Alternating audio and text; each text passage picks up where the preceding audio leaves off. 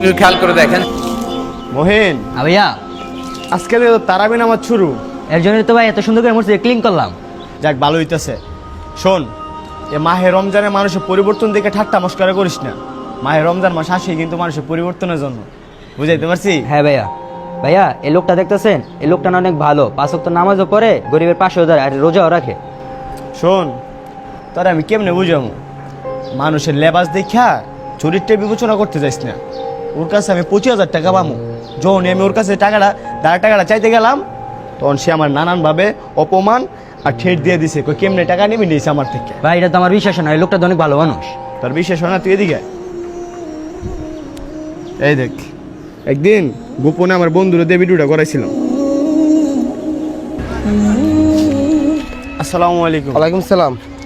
ভাই, আমার থেকে যে 25,000 টাকা ধার নিলে টাকাটা কি দেওয়া উচিত না? এ বেটা, আমি কি তুই বুঝলে গেছস? জামালা একটু ফেলাই দিমু, যা এখান থেকে।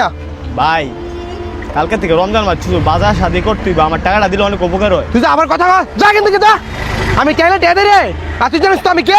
যা দে। দেখছস?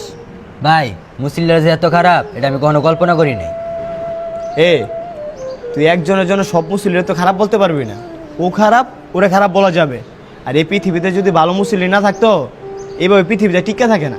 আর এই যে বান্দার হক যদি বান্দা না মাফ করে, স্বয়ং আল্লাহ তাআলা মাফ করে না। বুঝছি ভাইয়া। কালকে থেকে মায়ের রমজান, এই মাস হয়েছে গুনাহ মাফের মাস। আমরা যদি সঠিকভাবে আল্লাহর কাছে ক্ষমা না চাইতে পারি, এর চেয়ে কপাল পারা কোনো মুসলমানের হইতে পারে না। যা যার কর্মের ফল তেতে দিব। আচ্ছা ঠিক আছে, হাত লাগা কাজ আগা। আচ্ছা ভাই। ওই ফ্যানগুলো ছাইড়া দিস, বুঝছস? আচ্ছা।